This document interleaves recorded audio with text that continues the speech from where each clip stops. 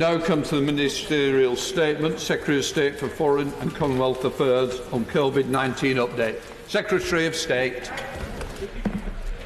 Thank you, Mr. Speaker. As the Prime Minister has said, the coronavirus pandemic is the worst public health crisis for a generation. It is unsettling for families up and down the country and in all of our constituencies, so we need a united effort to tackle COVID-19 effectively and to come through this challenge, as I'm confident that we can and will. Following on from and consistent with the domestic measures announced by the Prime Minister yesterday, and based on the fast-changing international circumstances, today I'm announcing changes to FCO travel advice. Mr. Speaker, UK travellers abroad now face widespread international border restrictions and lockdowns in various countries. The FCO will always consider the safety and the security of British nationals. So with immediate effect, I've taken the decision to advise British nationals against non-essential travel globally for an initial period of 30 days and, of course, subject to ongoing review. Now, Mr. Speaker, I should emphasise this decision has been taken based on the domestic measures introduced here in the UK, alongside the changes to border and a range of other restrictions which are now being taken by countries right around the world. The speed and the range of those measures across other countries is unprecedented. Some of those decisions are being made without notice. In some countries, even in countries or particular areas where there haven't yet been any reported cases of COVID-19, local authorities are nonetheless imposing restrictions on movement, and again doing so with little or sometimes no notice whatsoever. In light of those circumstances, we want to reduce the risk of leaving vulnerable British tourists or travellers stranded overseas.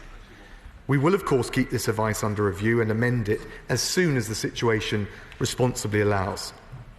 Now, the Government, of course, is keenly aware that international freight services, such as shipping and haulage, are vital for ensuring the continuity of the supply of essential food, goods and material to the UK.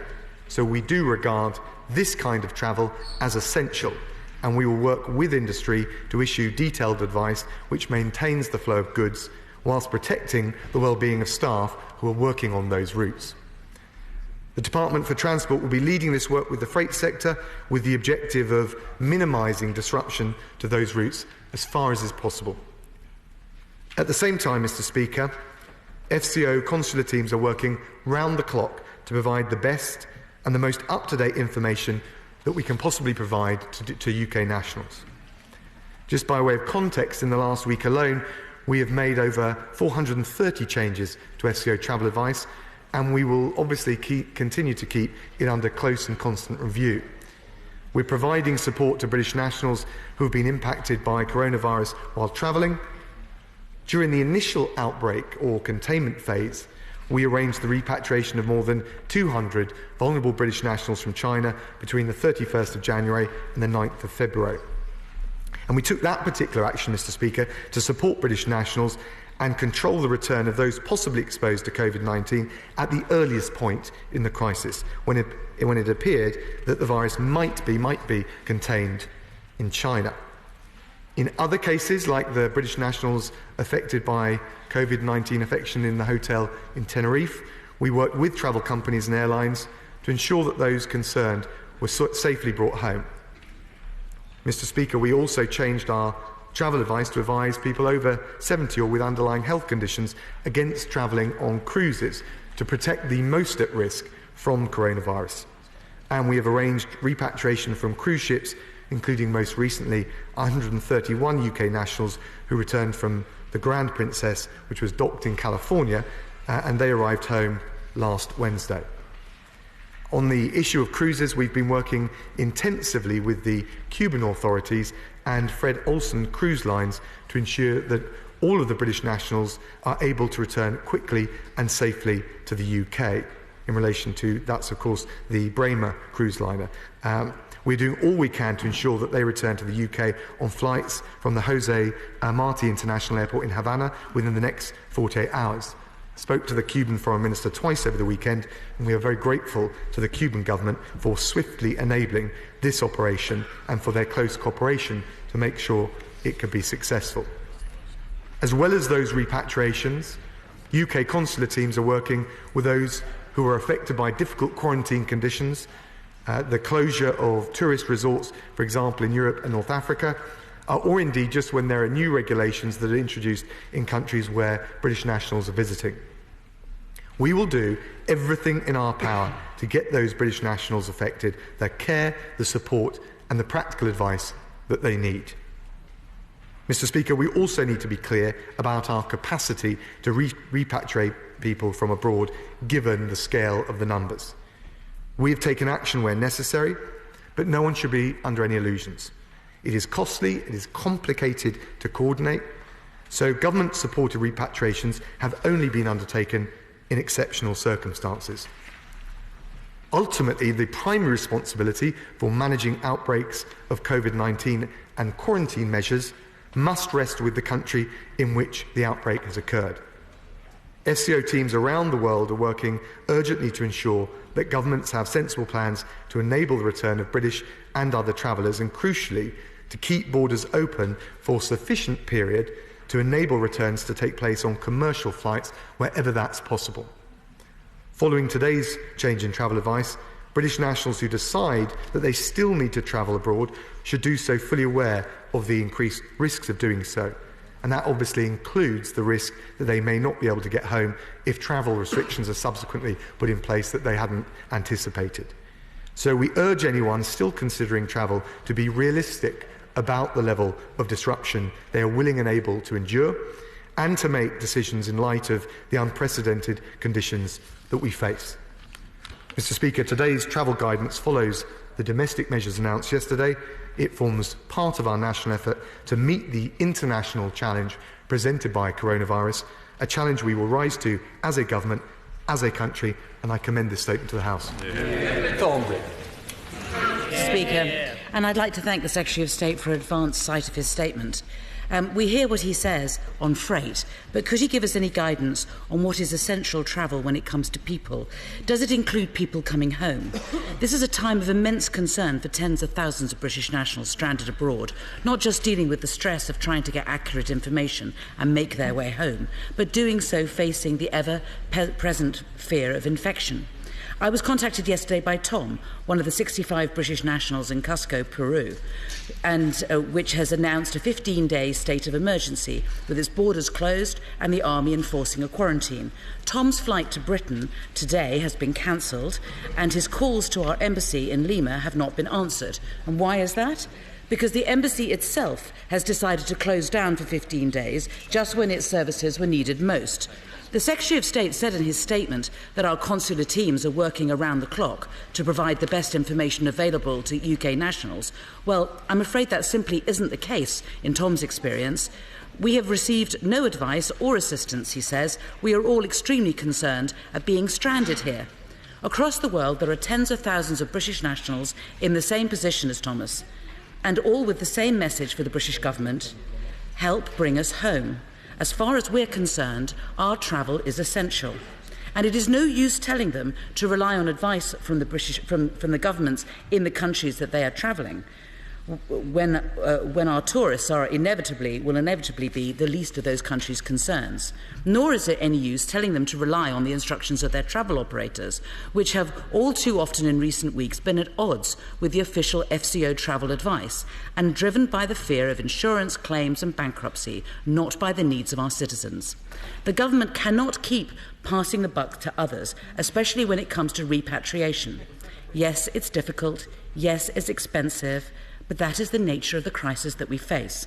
So I ask the Secretary of State in his response directly to address Tom and his compatriots in Peru and all other British nationals around the world currently in the same position, and tell them what he is doing to help bring them home.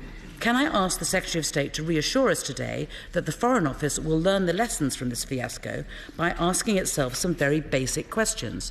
First, why were there no clear protocols already in place on the plans for evacuation and repatriation in the event of an outbreak such as this? And if those protocols were in place, why were they not followed? Second, Why has official travel advice from the FCO been so slow to match what is happening on the ground, to the extent that this weekend we had tour operators going door to door in French ski resorts telling British families to leave immediately, whilst the Foreign Office website said that there were no restrictions on travel? And third, most basically, as Tom's case in Peru illustrates, will the Foreign Secretary determine why the levels of consular support have been so out of step with the levels of global demand? Mr. Speaker, when the dust settles on this crisis, as we all hope it eventually will, we will reflect on what has been a chronic failure of global leadership and coordination in which our own government has sadly been one of the parties. Instead of every country working together to agree best practice and apply common standards on testing, tracking and travel restrictions, on quarantines, self-isolation and social distancing, we have instead seen a global free-for-all when every country has been going it alone. And instead of the international community coming together to pool its experience and work together to develop a vaccine and a cure, we have again seen individual companies and countries working in silos. And the shameful attempt by Donald Trump to buy the German company in the lead when it comes to discovering a vaccine, not just to steal the glory of the vaccine for himself, but to hoard it for the Americans alone. Mr. Speaker, the challenges posed by coronavirus are fearful enough for the world without our leaders compounding them through their incompetence or their inaction. We have seen exactly that when it comes to this government's approach to repatriation, but it is part of a pattern which goes far beyond that one issue and far beyond our one country. So in closing, will the Secretary of State undertake today that, as well as fixing the immediate issues we face with the coronavirus, not least around repatriations, but that Britain will also lead the way in ensuring that these outbreaks are better managed in future? Can I thank the Honourable Lady for her response, at least in relation to recognising the scale of the challenge.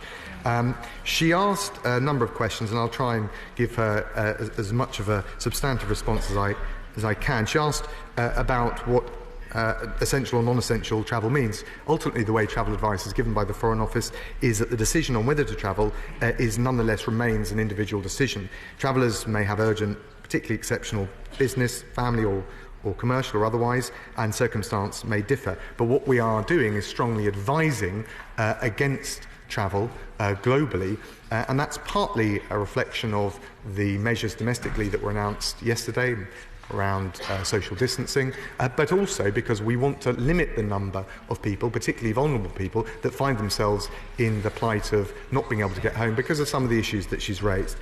She mentioned the team in the, I think it was the Philippines, in Peru. And the team is working as best it can under very difficult conditions. I'm very happy to take away and look at the case that she's referred to.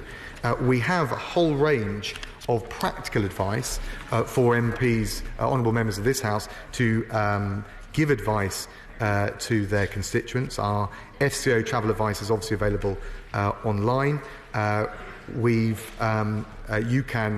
Honourable members and indeed their constituents can sign up to receive email updates so they get it in real time, and my officials also run a specific hotline for honourable members to contact. I've also shared details with honourable members in a Dear Colleague letter which will go out shortly today. So we're doing everything we can to give honourable members on all sides the practical information that they need in what is obviously a very fast-moving and fluid situation. The Honourable Lady asked what we're doing more generally in relation to helping people to get back home. The first thing to say is to avoid travel where you might find yourself in a situation, either because of current measures or future measures, that you're unable to get back home. We are also liaising with the tour operators and the airlines to make sure that even when restrictions are in place, that there is a window of opportunity to get out with commercial flights. Given the volume, we don't have precise numbers, but the volume of people, British nationals who are abroad, not permanently, not living abroad necessarily, but travelling abroad, to expect that the government can repatriate them all, I think would be unrealistic. What we do is make sure that we're in a position to protect the most vulnerable. She asked why our consular teams are stretched. I have to say to the Honourable Lady, she ought to have a look at the scale of the international challenge this country and everyone is facing with COVID-19. And the teams across government, but including the consular teams in the Foreign Office, doing an exceptional job in very difficult circumstances. The Honourable Lady is right to point to different measures that have been taken around the world. The UK approach is to follow the best scientific advice that we've got, and also to deal with and take measures, both domestic measures and international measures, in line with trying to reduce the peak of the coronavirus in the UK, the number of infections, and also make sure we maximise the capacity of the NHS to deal with it. Finally, she did her usual routine of sniping at the US President. I have to say that is no substitute for a serious question on the substance, let alone a serious policy answer. Sir Peter Bottomley. As the Honorary President of the British International Freight Association, can I thank the Foreign Secretary for his words about the freight forwarders and their job in keeping goods moving in and out of the country. Can I raise two other brief issues with him? One is, can he encourage both the Foreign and Commonwealth Office and the tour operating airlines to have easily accessible websites so that tourists who may be stuck in the Dominican Republic or elsewhere can actually get information on what's likely to happen to them? And lastly, can I say to him, there are some countries where you have to apply for a business visa to go to a business meeting, up to £600 for India. And if they suddenly decide they're not issuing visas, can he encourage their High Commissioner and government to actually make that possible to be transferred to a future arrangement, rather than just take the money and forget about it? Can I thank my right honourable friend? I think you raised a number of very important points. We are liaising with tour operators, insurance companies, and of course airlines, and we will convey the message that he raises about making sure that their advice is transparent as possible. Obviously that needs to be done in real time, and I'll certainly consider further the flexibility that he suggested in relation to visas. Alan Smith. Here. Mr. Speaker, thank you. I think now is a time where we should be seen to work together, and indeed work together, and thank the Secretary of State for advance sight of the statement. I think now is the time for us also to issue party political point scoring. We in these benches support these changes and we support this statement. I'd also like to record our appreciation and solidarity with the hard-working FCO staff worldwide who are doing a very tough job in very tough times, and they themselves have families and indeed respiratory conditions themselves in times. We put our support behind them. So I'd support this statement as far as it goes, but I would urge the Foreign Secretary, and perhaps it's a discussion that he needs to have with the Chancellor as well, I'm conscious there's a statement later on about that, but to go further. And his statement today didn't deal with the point about insurance at all. Now, for Scots and Brits abroad who are stuck and want to get back and are looking to find a way back, the biggest practical help we can do to them right now is to speak to the insurance companies, because their insurance is uppermost in their mind. Now, you'll be aware, the colleagues will be aware of the statement this morning from Sir Charles Bean, the Office of Budgetary Responsibility. I quote, "You need the state to be there as the insurer of last resort against what is effectively an act of God. The state surely has a role. Big, early action is better than half-hearted action that's late." We couldn't agree more. The Chancellor is making a statement later on, but for our nationals who are overseas and want to get back, insurance is their biggest priority. Could I urge the Secretary of State to have a full discussion with the Chancellor on that point, and that the state needs to step in to get our people home? Can I thank the honourable gentleman and particularly welcome the bipartisan tone that he took. Can I thank him for welcoming the statement, and can I particularly thank him for recognising and paying tribute to the consular staff and the wider FCO teams who, in very difficult circumstances, not least given the advice that we in government have given, are doing a tremendous job. He asked a number of questions asked about insurance companies. Obviously, they take their lead, at least to some degree, from the travel advice changes. So one of the important things I think it is for the FCO to do is to give very clear and decisive travel advice, which which is one of the reasons, or at least one of the benefits of the statement that we've made today. I certainly take on board his comments about working with the Secretary of State for Transport and the Chancellor to make sure we provide support to the sector, the airline sector, because of course not only is it an important sector in terms of jobs, but we also need them to help get the UK nationals home, because we want to, for the very reasons I made in my statement, allow them to do that through normal commercial means. Tom Tugundar. Thank you, Mr. Speaker. This crisis is causing us to tear apart many aspects of the global system that we have grown used to over the last 20 or 30 years. The threat that it could pose to future scientific cooperation, to future defence against not just pandemics like this, but the poverty that has blighted so much of the world over recent generations is enormous. Can the Foreign Secretary assure me that, as he is planning with his Foreign Office partners, or with his Foreign Office staff, to rescue and save so many people around the world, he is also looking to cooperate with others to make sure the international community works together to build a proper future based on a shared and prosperous globe? Can I thank my right honourable friend, the chair of the Select Committee? He's absolutely right, both in terms of the measures we're taking, consular measures to support UK nationals who feel vulnerable or stranded overseas. I also agree with what he's saying about the need for an international approach to pandemics like this. We haven't seen anything like this before. That's why we're providing support to build up the capacity in some of those most vulnerable countries. We're doing that with a total envelope of up to £241 million of aid funding. We're working through the WHO, the Red Cross, UNICEF and other organisations. More generally, the Prime Minister spoke to counterparts in the G7 recently, yesterday in fact, and they agreed on the importance of a stronger, coordinated international approach, and that will include everything from the economic measures that we take through to the research and development to make sure that we have the collaboration to prevent further pandemics happening in the future. Chris Brown. Our consular staff are doing an amazing job, and many of them around the world are actually volunteers. They're not paid for their work either. So I hope the Foreign Secretary will pass on our gratitude on behalf of all of our constituents.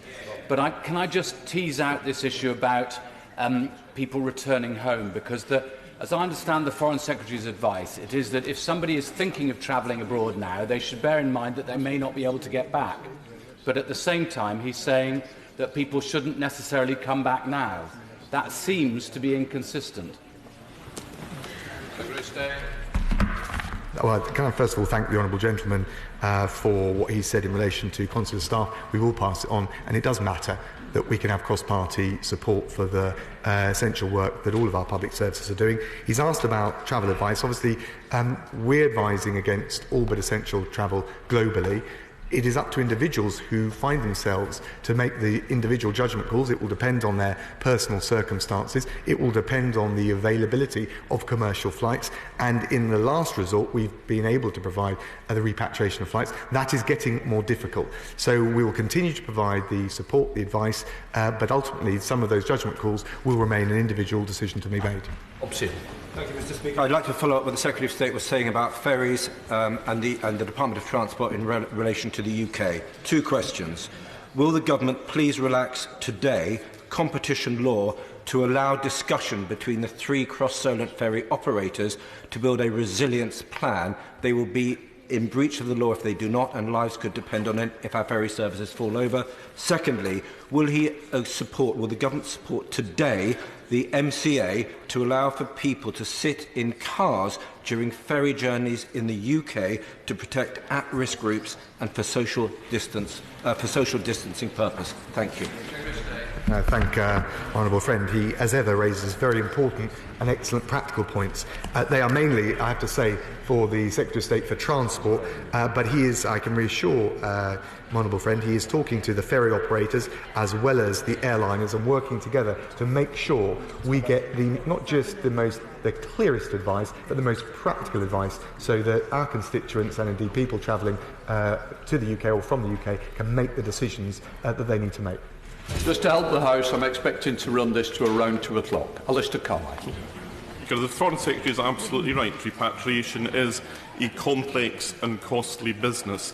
But that surely is exactly why it's not something that should just be left to individuals, and there must be a leading role for government in this. Like many MPs, I've had representations this morning from constituents who were on holiday in Morocco who now find themselves stranded. The ambassador's Twitter account is telling them just to go to the airport with their passport and their ticket and see what they can fix up when they get there.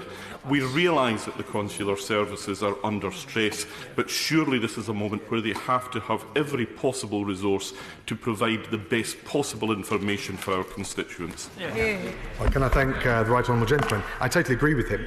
We are providing the very best support, care, advice, and of course, when it comes to repatriations, we have secured, I think it was 200 that came back from China at the outset. We're also working in relation to the Braemar cruise ship to secure the return via Havana.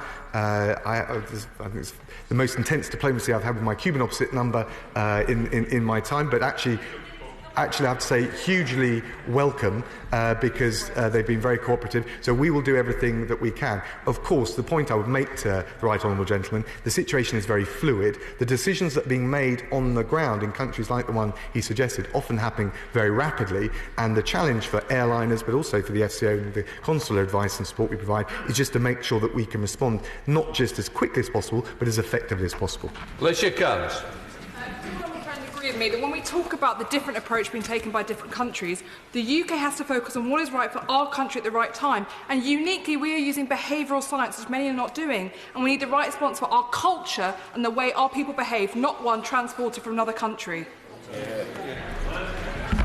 Well, my honourable friend makes a really important point. I take the point that has been raised in this chamber that we need to try and get better and more effective international coordination. That's what the Prime Minister has been pressing for when he spoke to his opposite numbers in the G7 by phone, and that's what I've been pressing for in the Foreign Office. At the same time, in the last analysis, we will take the right measures, and crucially, and every country is a bit different in relation to this, depending on where they are on the curve, we will take the right decisions, the most effective decisions, at the right time. That's why we've changed our travel advice today, and the Prime Minister announced the measures he announced yesterday. Hilary Benn.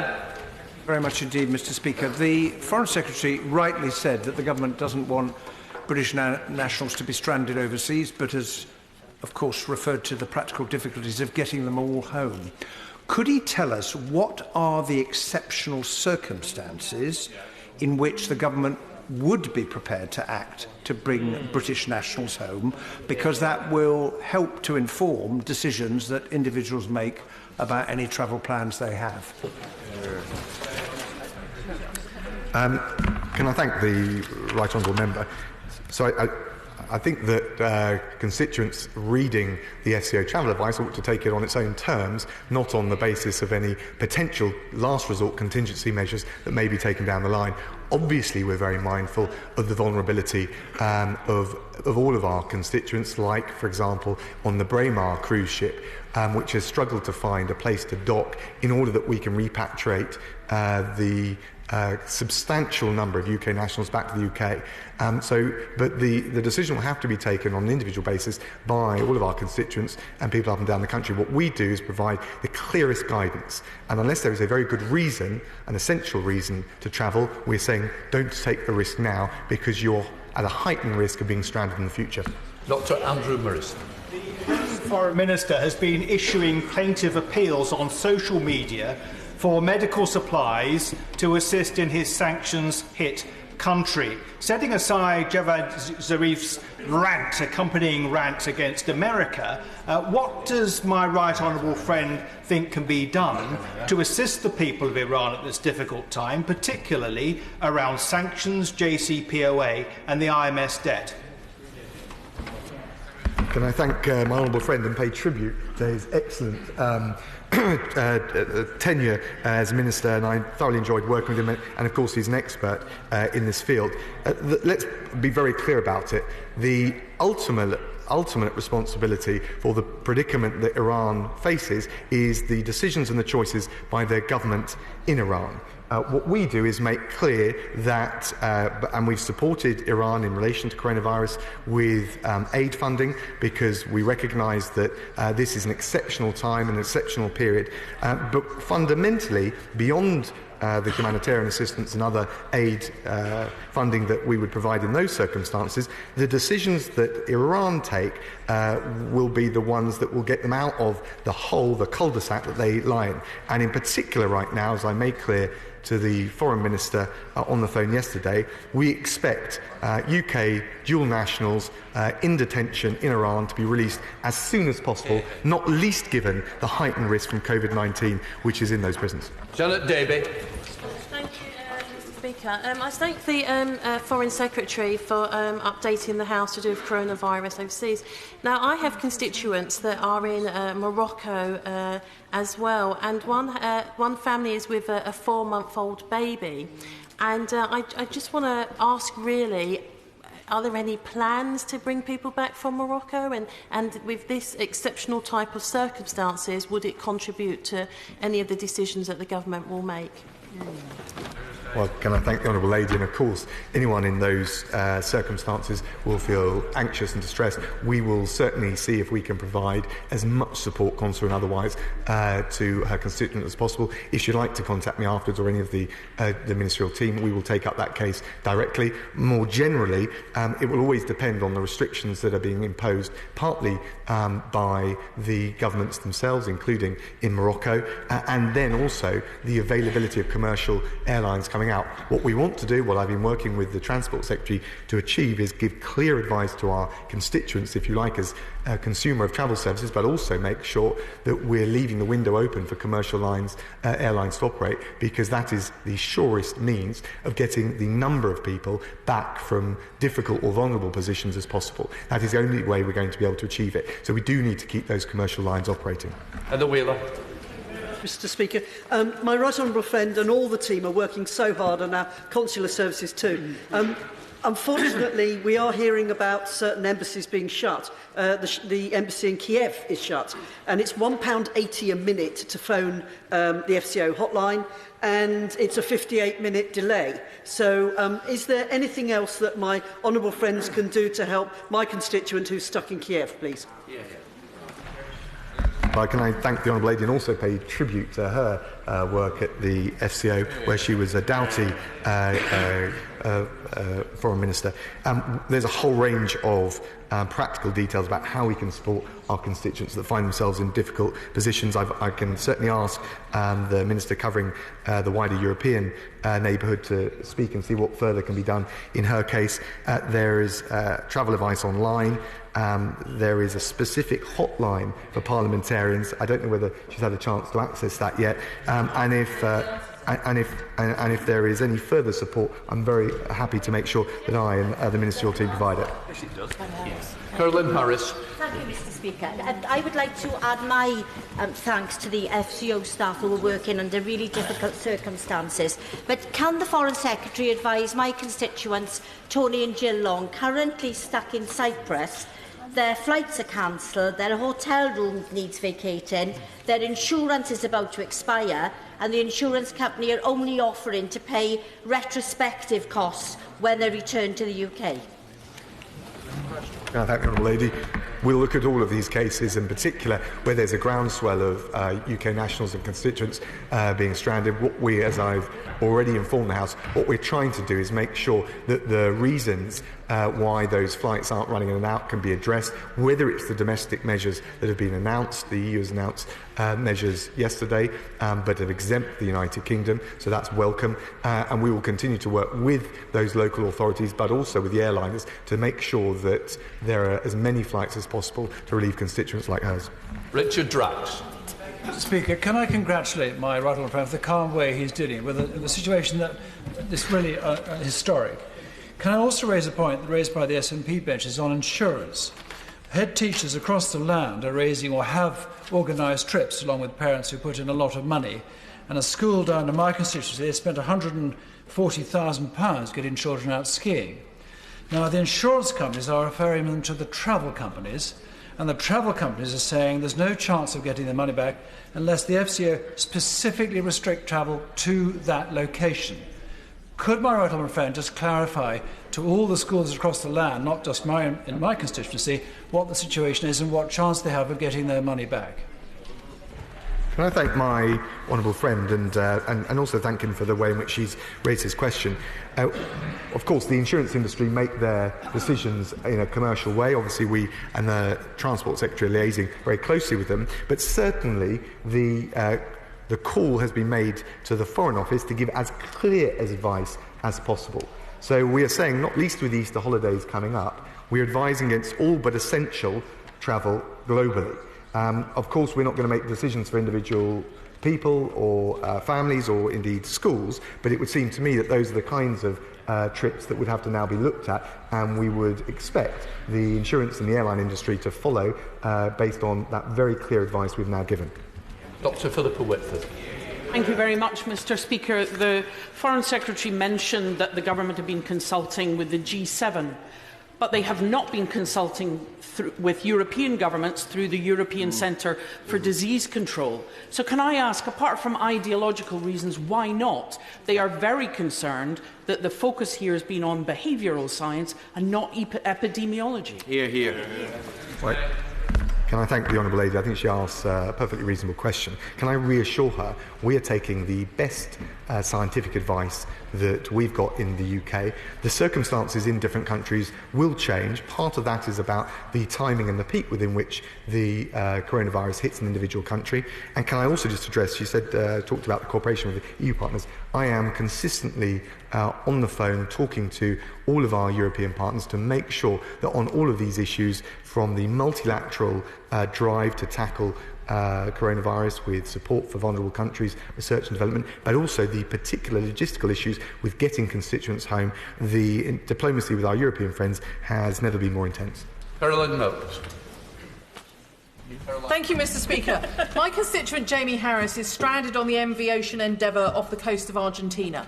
She is travelling independently, so has no recourse to a tour operator, and flights from Argentina to Europe have been stopped.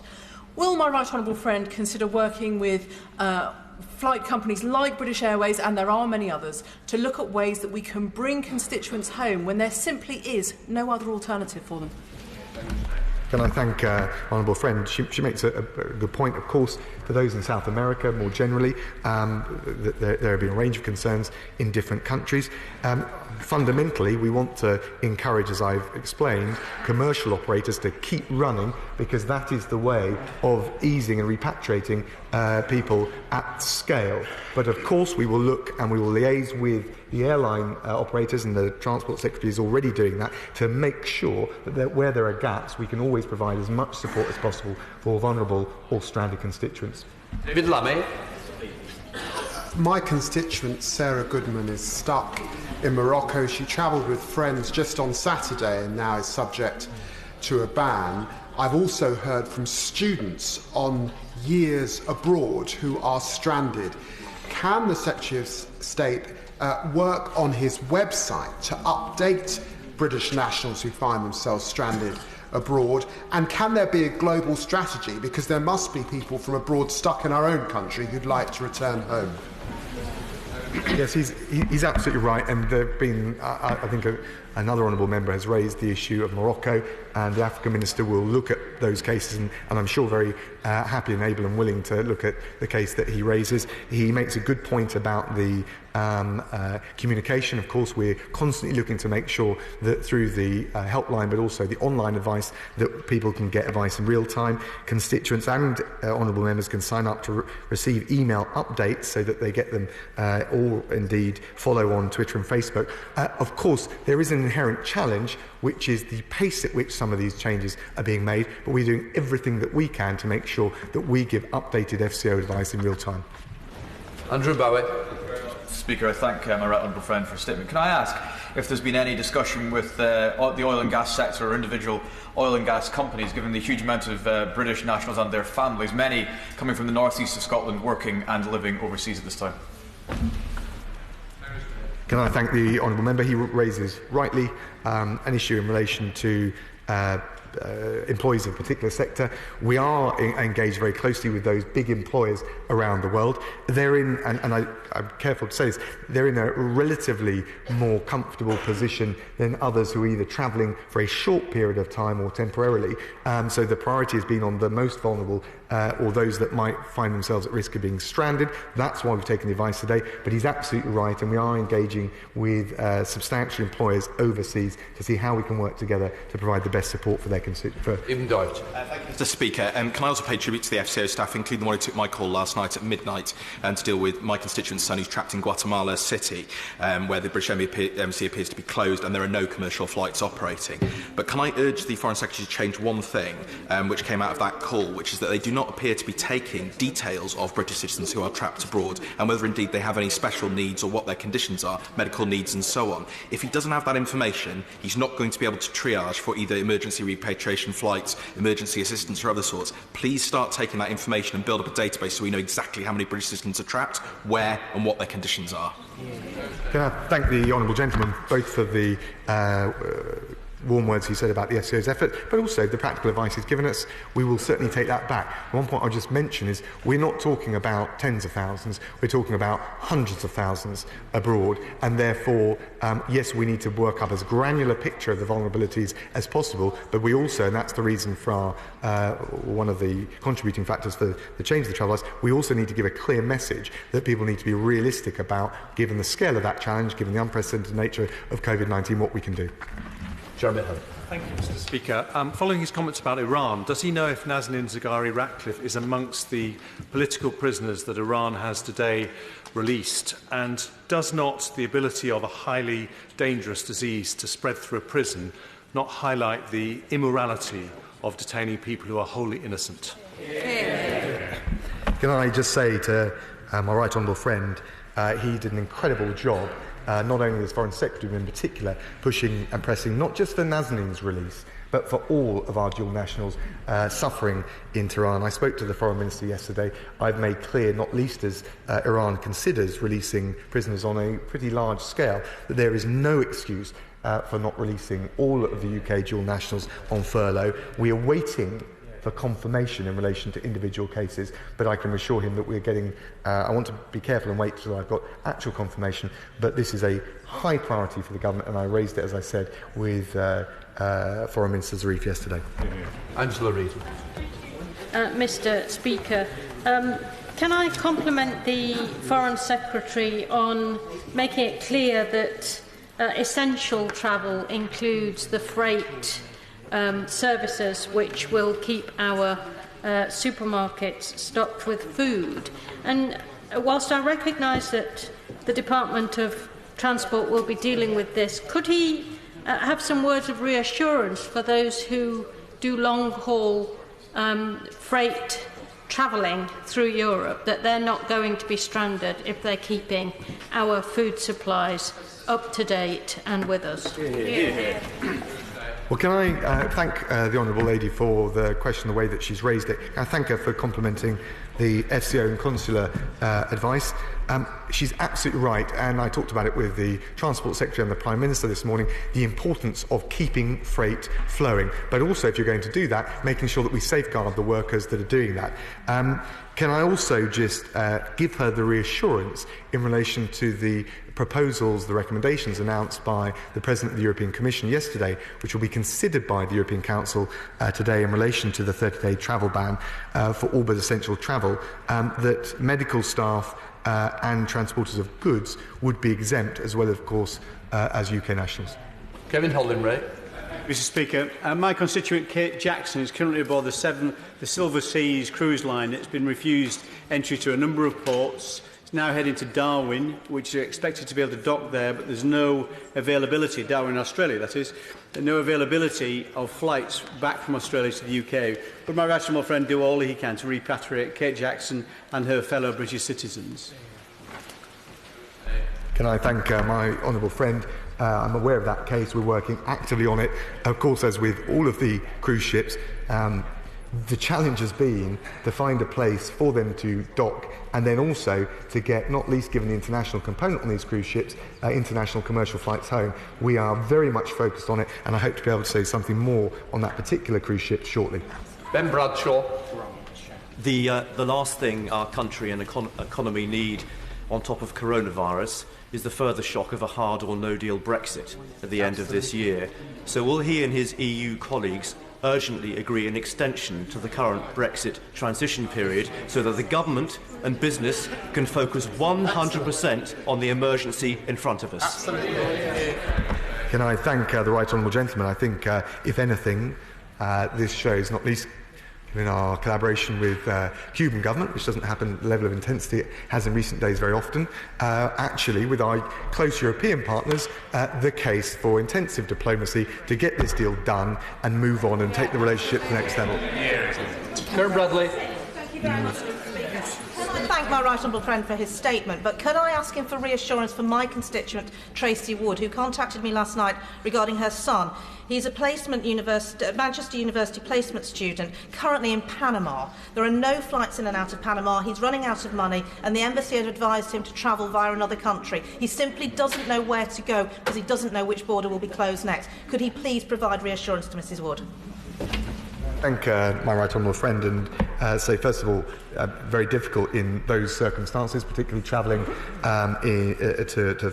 to less accessible places, but we will work very closely with all of the airliners and obviously with our network of embassies to provide the support and the advice as soon as possible. If she would like, I'm very happy to look at the specific case, and if she comes and gives me the details of it, we will take that forward with the ministerial team. Wayne David.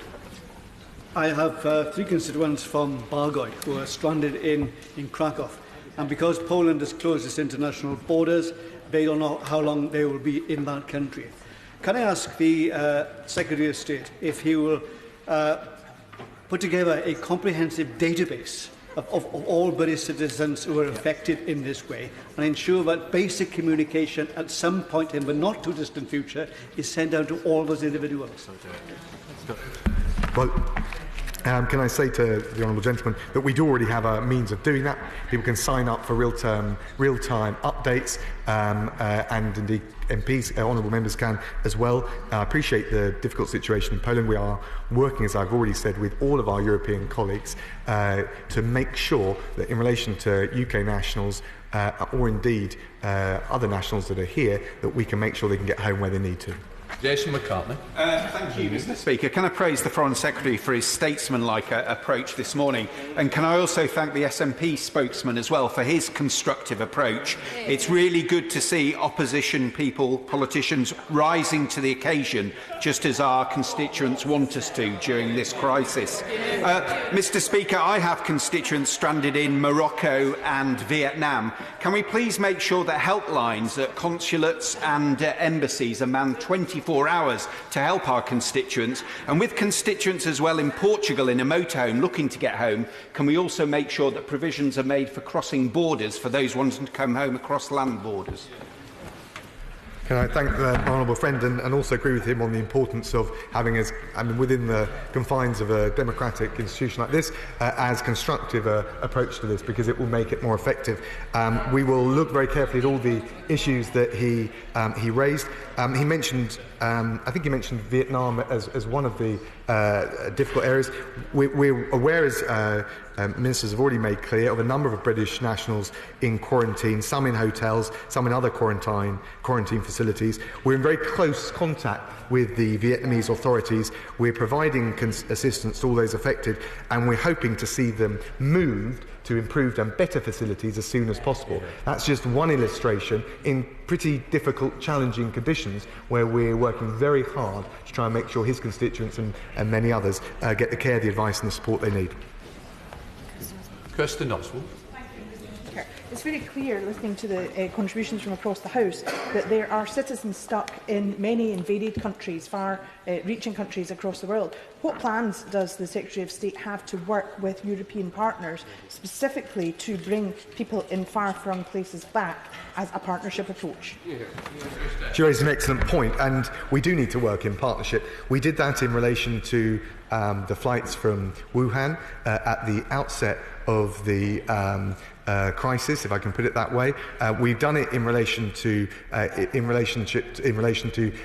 Bremer cruise ship, and in fact, my instinctive reflex, and the one of this government, is wherever we've got a situation where UK nationals are stranded and we've got more capacity on the airlines to get them home, our instinctive reaction is to make sure that our European, our Five Eyes partners and their nationals can get on as well. And we've had good collaborative arrangements, and it's been a two-way relationship, and all of that will continue. Peter Roberts. Thank you very much, Mr. Speaker. I'm most grateful to the Foreign Secretary for his very comprehensive and thorough statement. I appreciate this may be an issue for other departments, but can he clarify the position with regard to private planes, whether commercial or private leisure, flying in to local airfields? I think that's probably one for the Department for Transport, but I wasn't clear whether he was asking in relation to their use for repatriation or whether restrictions were being extended to them. I think in any event, I probably ought to pass that on to the experts for the Department for Transport. Neil Coyle. The Foreign Secretary is stating quite openly that the government will not bring everyone home. So how is he working with operators like TUI to ensure they act responsibly and don't leave people stranded abroad without communications, like my constituent Michelle Choi in Morocco? Thank the honourable gentleman. It's not so much we won't, it's just a pure question of capacity, given the potential range of hundreds of thousands of UK nationals travelling temporarily abroad. What we will do is liaise very closely with, I think the honourable gentleman is the third to raise the issue of Morocco. We'll look very carefully at what more that can be done. The African Minister is nodding earnestly. I know we'll take that up. We're also, of course, and he's absolutely right to nail this point, trying to work with the airlines to make sure, as these travel restrictions come into place, there is a window where the commercial airlines can come in and get as many of people who want to come out away and back to the UK as possible. Mark Pritchard. I agree with the Foreign Secretary. We can't repatriate everybody. It's just physically impossible. But following on from the very good question from the Right Honourable Member for Leeds Central on questions of exceptional circumstances, on those most vulnerable, and given that we've been told by our own Prime Minister we are at war with an invisible enemy, the COVID-19 virus, can I ask what discussions he's had with the Ministry of Defence about deploying the Royal Air Force and the Royal Navy, and even using bases around the world as staging posts if needs be, when those international airlines further restrict flights, to repatriate the most vulnerable, not everybody, but the most vulnerable? Can I thank my honourable friend? Obviously, I've engaged very closely with the Defence Secretary on this, but something like that would be a last resort. We don't rule anything out at this stage, but our focus has been on making sure, and I think the point the honourable gentleman made and others have made, working very closely, not just with the international airlines, but other countries, to make sure that together, in relation to some of the cruise ships that we're dealing with at the moment, where we haven't repatriated them, this is happening, where we can work together as an international team to try and get UK nationals back. So that is definitely a partnership that will involve international governments around the world, but also the airlines around the world. I've currently got a female constituent stuck in Istanbul. All flights are being cancelled from the UK to Turkey until mid-April. The airline Pegasus is not being helpful, and she's been told she's only got a 25% chance of getting home. The Secretary of State's hotline advised that she keeps in touch with the airline, but as I said, they're not being helpful, and nor have the consular support in Istanbul. And she doesn't have any insurance. What support can the government give her? Can I thank the honourable lady? Look, it's very distressing, and obviously as MPs we'll do everything we can. I'm very happy to look at that case. I'll ask the Minister for Europe to take a close look. We, of course, will continue to liaise with the Turkish authorities and as many of the airlines that go into Istanbul or indeed Ankara as possible, to try and make sure that people don't find themselves in that vulnerable position. Teresa Villiers. A constituent of mine has been in touch about his grandparents, Alan and Beatrice.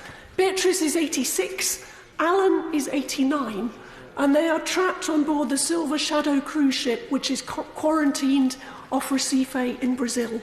Can I appeal to the Foreign Secretary for his help to get Alan and Beatrice home? I thank my right honourable friend. We've been following very carefully the the course of the Silver Shadow. I can tell her there are 300 passengers on board, around 120 British nationals, which goes to the point I was raising earlier about this needing to be an international team effort.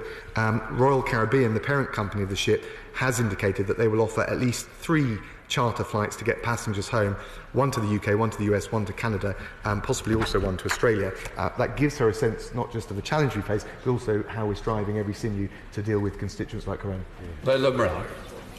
Mr. Speaker, I'd like to add my voice to thanking those FCO workers who are, I'm sure, working around the clock and wanting themselves to get home but are staying to help others. I've been listening very carefully to what the Secretary of State has been saying about repatriation. I understand his arguments about the airlines, but we have to accept the reasons why the airlines aren't running the flights is because they can't afford to, and they are worried about coming out the other end. Would he be considering a subsidy for the airlines to enable them to run these flights, particularly from areas where flights have been cancelled or shut down completely? Can I thank the Honourable Lady? I think she raises a really important point, which is that on the one hand we do want commercial airlines to flow, but clearly they're under severe financial pressure given the domestic restrictions being placed, and indeed, of course, other governments, including our own, changing their travel advice. We will work with the airlines to find and see what support we can provide, and our priority continues to be to make sure commercial flights can access as many areas as possible to get people back in the kind of scale and volume that is necessary to address the challenge we face. Craig Richard. It's good to know that we now have clarity on global travel over the next 30 days. But to put constituents' minds at rest, can my right honourable friend confirm that travel agents and airlines should be issuing refunds to those cancelling for travel arrangements over the next 30 days, and not particularly the insurance companies? Well, I'm not going to give legal advice or commercial advice to either the operators or the insurers, but what I can tell my honourable friend is that the Transport Secretary is engaged very closely with all of the different sectors to make sure that we protect consumers, the passengers who find themselves at risk. And indeed, the Transport Secretary is nodding earnestly on that very point. Kevin Brennan. Quite rightly, honourable members mentioned the case of Nazanin Zaghari-Ratcliffe in Iran, but can I also ask the Foreign Office not to lose sight of people like Luke Simons, my constituent who's held captive by the Houthis in Yemen at this time, and in any discussions with the Iranian authorities, if there's any pressure that can be brought to bear through that channel, and welcome the new Middle East Minister to his post and hope that he'll get into the detail of this case as his predecessor did.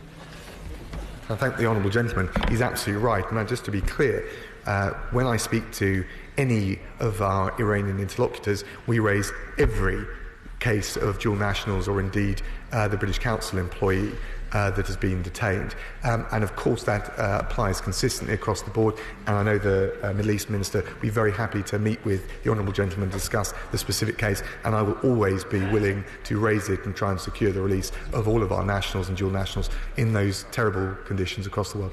Laura Trott. Mr. Speaker, I have 2 separate cases of constituents stranded in Peru, one of whom is a young woman travelling on her own. I understand the stress that our consular service is under at the moment, but they cannot get through to the embassy nor to the emergency hotline. Will my right honourable friend look at their case urgently and do all that he can to get them home? Can I thank my honourable friend? Of course, we'll look at those cases. Those areas where we don't have a large or substantial consular presence, obviously we're going to have to innovate and still provide as best we can the practical advice and the consular support, and I know that the relevant Minister will be very happy to meet with her and take forward those cases, and I'm very happy to raise them as well with my interlocutors. Patrick Brady. What discussions is he having with the Home Secretary about foreign nationals in this country who find themselves in a similar situation? I have a constituent who is self-isolating in line with guidance and yet is being told that her visa will be overstayed and needs to leave the country. So what thought is the government giving to these kind of situations, especially if, when they get to the end of their quarantine, there are no flights home? Can I thank the honourable gentleman? Of course, we've got foreign nationals here who are in very similar positions to the ones that UK nationals find them in around the world. We will of course look at those cases as sympathetically and as constructively as possible. We know what it's like from all the cases that we've got coming through to the FCO and through our consular services, and I have already raised this issue with the Home Office and the Home Secretary, but we will then reaffirm it based on what he said today. Stephen Hammond. Thank you, Mr. Speaker. Earlier on, the Foreign Secretary spoke about hundreds of thousands of UK nationals who are abroad. Many, of course, are travelling home and therefore maybe taking longer than they expect, and therefore can the Foreign Office be clear about reciprocal medical arrangements in place in those areas? Many, of course, are UK citizens living in EU states which we were formerly a partner with. Given the medical officer this morning said it might last for 18 months, could he be asking EU partners or former EU partners to consider an elongation of the reciprocal arrangements that are in place currently? Can I thank the honourable member, my honourable friend, for the dual way in which he both raised an excellent question but also managed to leverage very subtly in the whole question of Brexit Phase 2 negotiations. Of course, you'll know until the end of the transition period, the reciprocal arrangements are in place. The question of their continuation beyond would be for the negotiators to consider, but what we will always make sure is that we provide as much support as we possibly can for UK nationals on the continent, but also for European nationals here. Nick Thomason. Thank you, Mr. Speaker. Many constituents have contacted me about the differing approaches of other countries, not least to the issue of testing. I appreciate different countries are at different stages of their outbreak, but can the Foreign Secretary reassure me that expertise and experience from all around the world is going to be fed into our approach on a daily basis? Well, I thank the honourable gentleman. He's right to note that different countries are acting different ways. Some of that is, as he says, because they're at different stages in the peak and the trough of dealing with coronavirus. But I can reassure him, based on my attendance at COBRA meetings, that not only are we making sure we follow the best UK scientific evidence available, but that is in itself tapping the widest research base possible and the widest range of experts in effectively stopping the spread of disease. Ben Everett. Thank you, Madam Deputy Speaker. Members in this House and, of course, journalists outside of it are perfectly at liberty to ask what lessons we have learnt from our European partners. But it's worth reminding the House that the Chief Medical Officer that is leading the response to this crisis is a Professor of Epidemiology. He is literally the right man in the right job at the right time. The Foreign Secretary updated on his conversations with our European partners, but perhaps he could update on conversations with other international partners as well, such as the US and other global institutions. Well, can I thank my honourable friend? He's absolutely right to pay tribute to Professor Whitty, but also Sir Patrick Vallance. We've got some of the very finest expert evidence coming to us in the world. And on his broader point, yes, we're talking to our European partners, and of course UK nationals are in European countries in large numbers, particularly looking in Spain and France, but also others. But I can reassure him that I'm talking to my opposite numbers from around the world, from Central America to Asia Pacific, from North America, both Canada and the United States, and we will continue to do so. Andy Slaughter.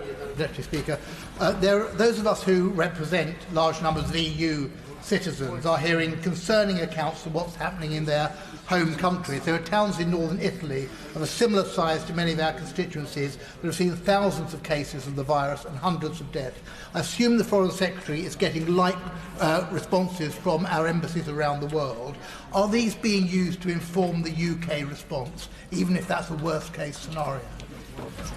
Yes, can I thank the honourable gentleman? He's right that we need to learn and try and understand a bit more about COVID-19 and what its impact will be in the UK based on the experience that we're seeing in real time across the world. Of course, that's being fed in via the scientists, via the Department for Health and Social Care, and we're making sure that we've got, at the end of that pipeline, practical advice, which is why we're taking the decisions that we're taking on travel advice today. James Sunderland. Madam Deputy Speaker, could I please ask the Secretary of State to reassure the House that appropriate medical support is readily available for British government and military personnel overseas, and that specialist medical evacuation will be available for them in extremis? We take very seriously, and I thank the honourable gentleman for his question, we take very seriously the security and the protection of all of our UK personnel, Foreign Office, MOD, DFID, right across, both in the UK, but right across the network, and we will do everything we can to make sure that they can do the pretty heroic job that they're doing right now in safe and secure conditions. Gavin Newlands. Thank you very much, Madam Deputy Speaker. This measure is entirely commensurate with the situation we face and I support it. However, as the Member of Parliament for Glasgow Airport and the thousands of jobs that it supports, can I ask what assessment the Government have made of the impact of the COVID-19 measures on the industry? And by industry I mean airlines, airports, baggage handlers, etc., etc. The list could go on. What assessment they've made of the impact and what the Government are going to do to support them? Thank the honourable gentleman and say that we're very conscious that of the challenge for the airline industry and all the related sectors. We're also very conscious to make sure that we take, I think he described it as a commensurate policy approach in the Foreign Office, given the knock-on effects that it will have. So I talk regularly, as I did this morning, with the Secretary of State for Transport as well as the Prime Minister, and and he of course liaises directly with the airports and the airlines, but we are making sure we take the most proportionate approach that we can. Ultimately, we've got to make sure that we protect UK nationals based abroad, but we also need to make sure we protect the industry, which is going to help them get home. Rob Butler. Thank you, Madam Deputy Speaker. I echo the compliments that we've heard across the House for UK consular staff overseas. I recognise they have limited resources, but I wonder whether my right honourable friend could consider whether there's any scope for them to offer at least a basic service at weekends. Well, I can reassure honourable friend that Foreign Office staff are working round the clock, round weekends. Of course, there is an issue in relation to some of these countries about their own personal safety. We're giving advice here. It's important ministers, officials follow that advice, and we also need to look after and protect their safety. But notwithstanding that, I would have to say that there is certainly not a 9 to 5 or a Monday to Friday approach. Far from it. It is round the clock, right the way through the week, and we are striving every sinew to make sure that constituents, however far-flung the places they found themselves in, are getting the most support and the most clear guidance and practical help that we can give them. Stephen Kinnock. Speaker, just following on from the question from my colleague, the Honourable Member for Exeter, could I just press the Foreign Secretary on this issue of the talks on the future relationship with the European Union? They're incredibly complex and multifaceted talks. They're absorbing a tremendous amount of government time and attention. Rather than trying to fight this war on two fronts, if you like, and stretching government bandwidth to breaking point, surely the time is now coming to request an extension to the transition period, and it's better to do that than to put ideology ahead of the health and safety of the British people. I'm sure the honourable gentleman would never put his ideological desire to stay in the EU ahead of the practical diplomacy that we face in the months ahead. But I understand why he's asked the question. I think that, as far as I'm aware, the negotiations can still proceed, given all of the logistical arrangements that can be put in place. We're confident that we can get this done, and actually I don't think delaying Brexit negotiations would give anyone the certainty on either side of the channel that they need. Kate Green. Kate Green. Madam Deputy Speaker, can I echo the concerns of other colleagues about the situation for British nationals in Peru, where I have a constituent with serious underlying health condition who is stranded, and as we've heard, not only is the British Embassy apparently closed, but the phone number which they are being informed they can use to obtain information is apparently not being answered.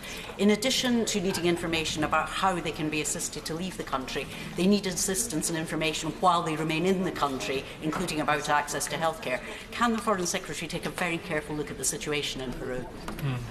I thank her for the constructive and detailed way that she's raised her constituent's case. Of course, I'm very happy to look at those cases. The Minister covering Central and South America has already indicated in relation to some of the other cases with respect to Peru that she will take those up. We will look to do everything we can, both to provide the support and advice and for those that need to return, to provide them with the means to do so.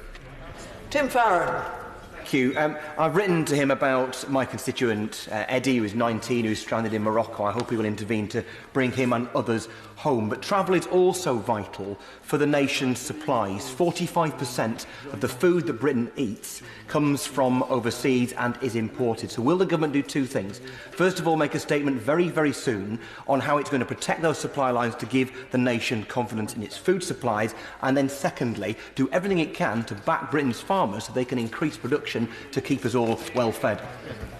the honourable gentleman. In relation to his constituent, I of course will look at that very carefully. There's a number of other Moroccan cases that have been raised, but and I'll get back to him with as clear a steer as possible. He's right to raise all the issues he has around supply chains. Again, that was one of the issues that I discussed with the Transport Secretary.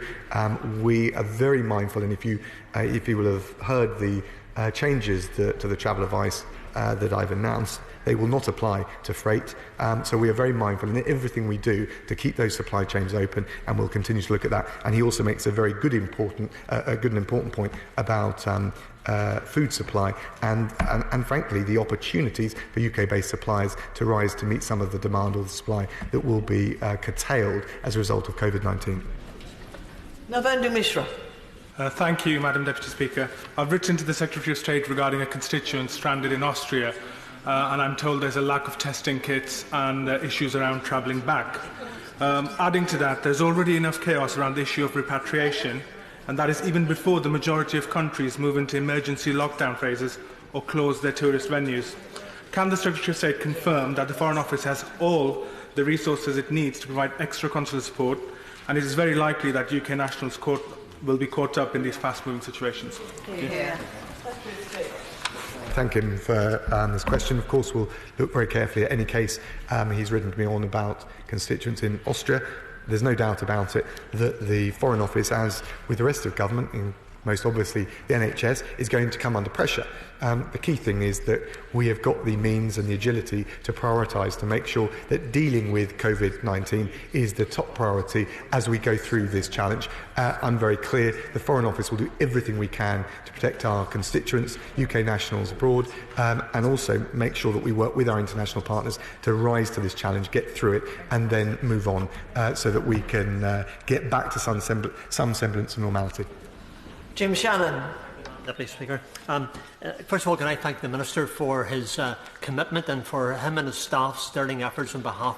We're very encouraged by what he said today.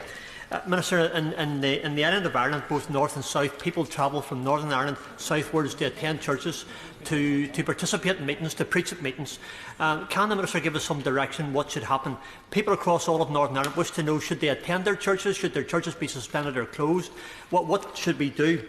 I believe that this great nation of the United Kingdom of Great Britain and Northern Ireland should pray to their God for help at this time as well. This is a time for prayer, so would the Minister join with me and others to ask for that call and support that call today? I thank the honourable gentleman and say I totally understand the point he makes. I think the obvious thing is to keep following the government's medical advice, and in relation to devolved advice, the advice given by the Northern Ireland Executive.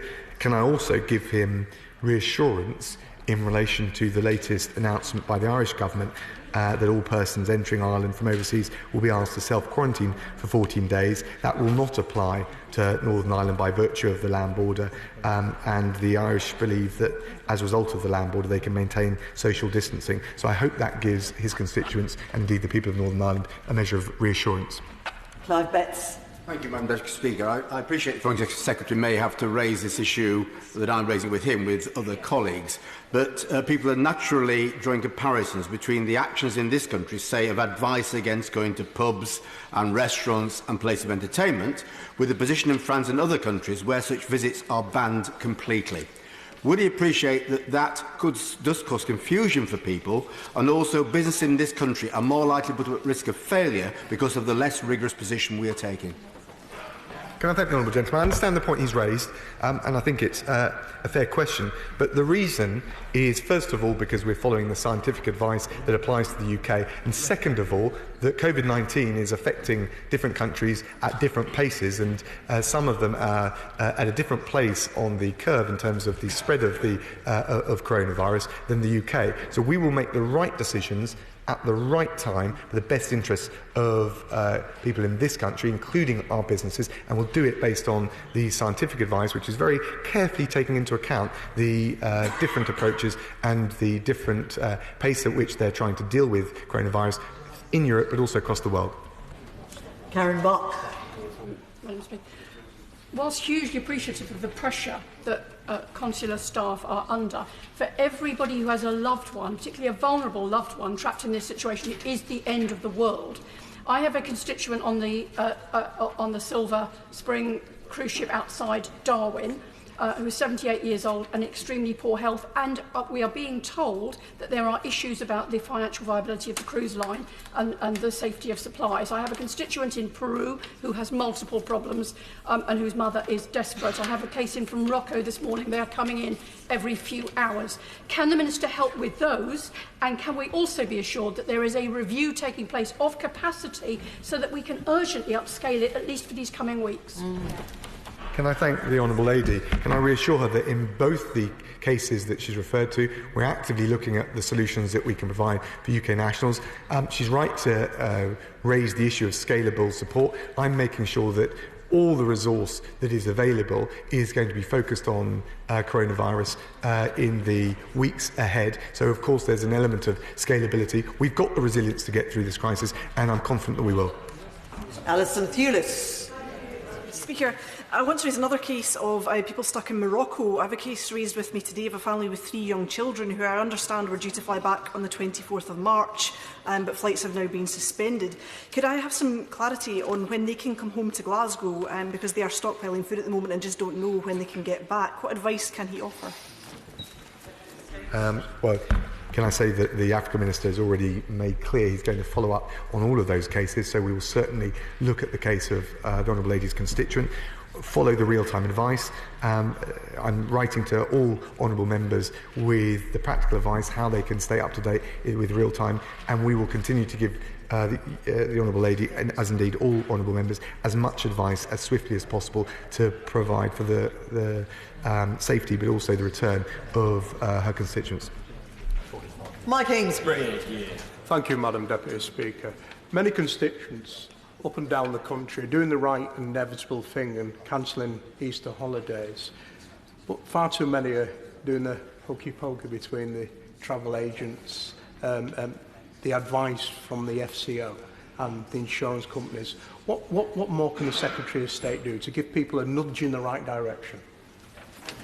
Well, can I thank the Honourable Gentleman? I think the clarity of the advice that we've given today will provide the nudge, to use the Honourable Gentleman's expression. And the most important thing we can do, both for our constituents but also for the airline industry and indeed the insurers, is to give clear advice. We've done that. We're advising against all but essential global travel, and we will watch as I'm confident the airline industry and the insurers take the responsible approach in response to that.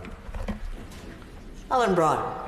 Madam Deputy Speaker, I agree with the advice that non-essential passenger travel should be halted at the moment, and the Foreign Secretary said that freight channels should remain open. The thing is about air freight, so much air freight actually goes on passenger-carrying planes, so therefore the empty seats have to be paid for either by industry or by the government. So what works has the government done to identify critical routes, critical airlines and the support packages required to keep the freight channels going and keep the airlines going? I can assure the Honourable Gentleman that we discussed that issue, discussed it with the Transport Secretary. He's in conversations with the airliners. He's right, there's not a clear division between freight and passenger travel. They often go on the same aircraft. We're very conscious of this, and we'll be working with the industry to make sure that we can chart a sustainable path ahead as possible. But we've got to take of course, time's critical. We're in daily touch with all the relevant interlocutors, including the airlines and the airports. But also, I think it's important that we take this measure now, not least given some of the comments that have been raised in the House about travel arrangements over the Easter period. Claudia Ware. Thank you, Madam Deputy Speaker. Like many of my constituents, I too have family members stuck abroad. In my case, an older aunt stuck in the US. I certainly look forward to her healthy return, along with the rest of my constituents' family members, once there's a global strategy in place. My friend, the Honourable Member for Islington South and Finsbury, was right to highlight the global leadership and global response that is required.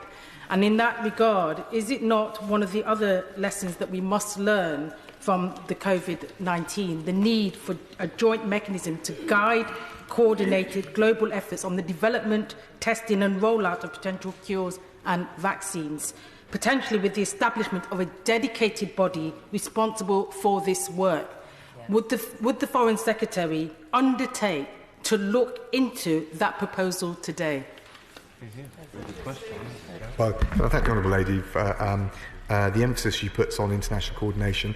There are multilateral efforts to make sure we deal with everything from research and development to going to vaccines, but also capacity building for the most vulnerable countries. I'm certainly happy to look at any proposals she wants to write to me with, look at the detail of it. The challenge, of course, has been different approaches, partly driven by different assessments of the risk, but also just the pace at which and the geography with which coronavirus has spread. Deirdre Brock. Madam Deputy Speaker, the Secretary of State mentioned the Irish government's announcement of a mandatory 14-day self-quarantine period. The Australian Prime Minister has recently announced the same issue for any passengers arriving in Australia from abroad. Is that an option the UK government is actively considering? The Honourable Lady, I mean, that's ultimately the responsibility of the Home Secretary, but what I can say to her is that given the changes that we're making on travel advice, it wouldn't seem that it was necessary, nor indeed is the scientific advice that we're getting suggesting that that's a measure that we should take at this time. I thank the Foreign Secretary. Thank you very much. We now come to the 10-minute rule motion. Karen Bradley.